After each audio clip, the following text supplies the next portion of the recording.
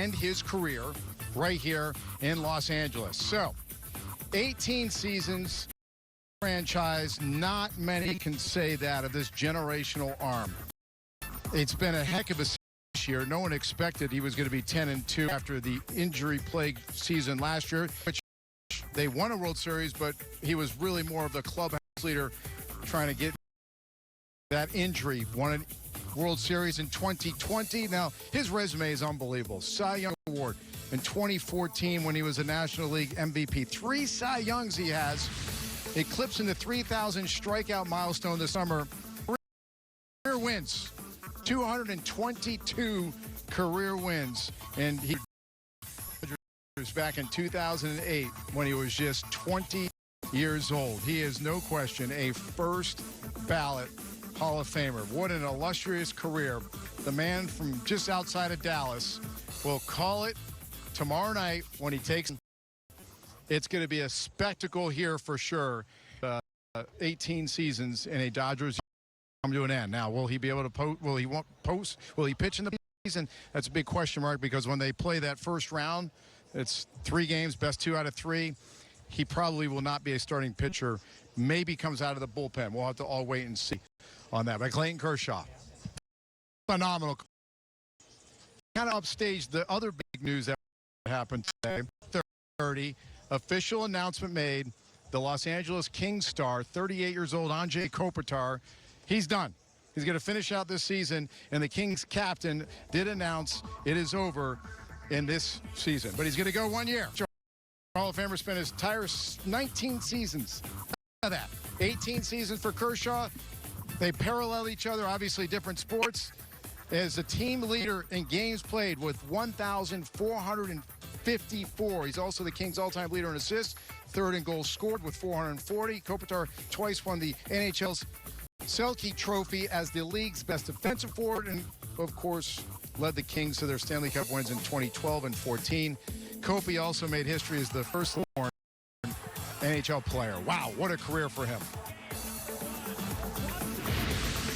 These guys are sitting here with me have been with me for the past 20+ years, and you know, now they deserve a husband and a dad to be home and present for you know, the moments that are going to be leading up for, especially for these guys. Why announce now? I just felt that I guess in a simple way to put it is I want to get this out of the way now, to where I'm not a distraction for the team. You know, for example, if we're in a fight coming up, the last thing I want to do is take any you know, attention away from the team.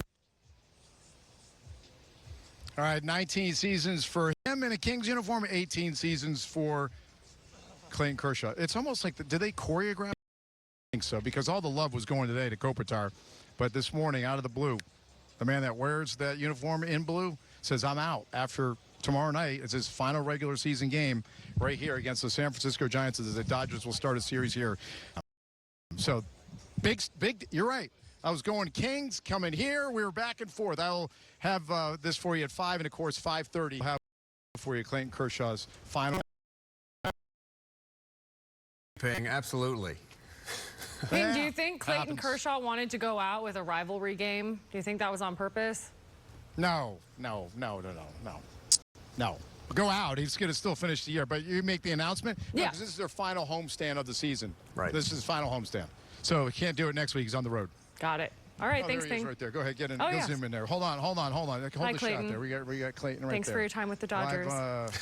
So there he is with the sun. Oh, that's so cute. Right. Yeah. What an illustrious career that man has had. A legend. There he is out with his Live. kid. And tomorrow we'll take the mound tomorrow night, 7:10 against the Giants. 5:30. Everybody, right here live on KTLA. The 4 o'clock news. We bring that to you. All right, I'll see you in the next hour. Next hour. Thanks, David. All right, moving on. A deep divide is growing today over ABC's suspension of comedian Jimmy Kimmel after his remarks about the death of conservative activist Charlie Kirk. Some are applauding the indefinite suspension. However, critics accuse ABC of bowing censure outspoken Trump critic, and others worry stars could be next. We have live team coverage of controversy over KTLA's Jillian Smuckler is getting reaction to it all, but we begin with Carlos Saucedo with today's rapid developments. Carlos. Sam, John, the fallout continues. We are asking, is it justified or is it censorship? Now, people's opinions are falling along political lines here. President Trump is praising ABC over its decision to drop Jimmy Kimmel indefinitely. However, protesters with WGA, they're condemning the move. The backlash over late-night host Jimmy Kimmel's suspension from ABC has been fierce. This is free speech. They're trying to take it away from us. This is not cool. Dozens of protesters gathered outside the Disney studios in Burbank a day after the network dropped Kimmel off the air indefinitely. Here he was leaving the Hollywood Theater Wednesday after the taping was canceled. Critics say the comedian mischaracterized Charlie Kirk's alleged assassin during Monday's monologue. The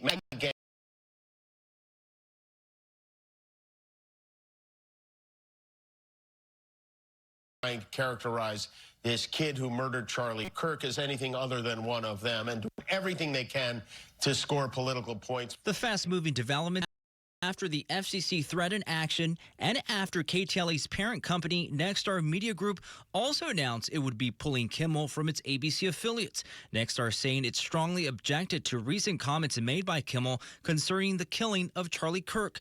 Nexstar had recently announced it had entered into an agreement to acquire rival company Ktladt for $6.2 billion. The merger requires FCC approval. FCC Chairman Brendan Carr, a Trump appointee, indicated on a conservative podcast yesterday he would revoke ABC's broadcast license if they took no action. License granted by us at the FCC, and that comes with it an obligation to operate in the public interest. This morning, President Donald Trump praising the move against Kimmel. And Jimmy Kimmel is not a talented person. He had very bad ratings, and they should have fired him a long time ago. Trump has repeatedly criticized Kimmel and other late-night talk show hosts in the past over their content.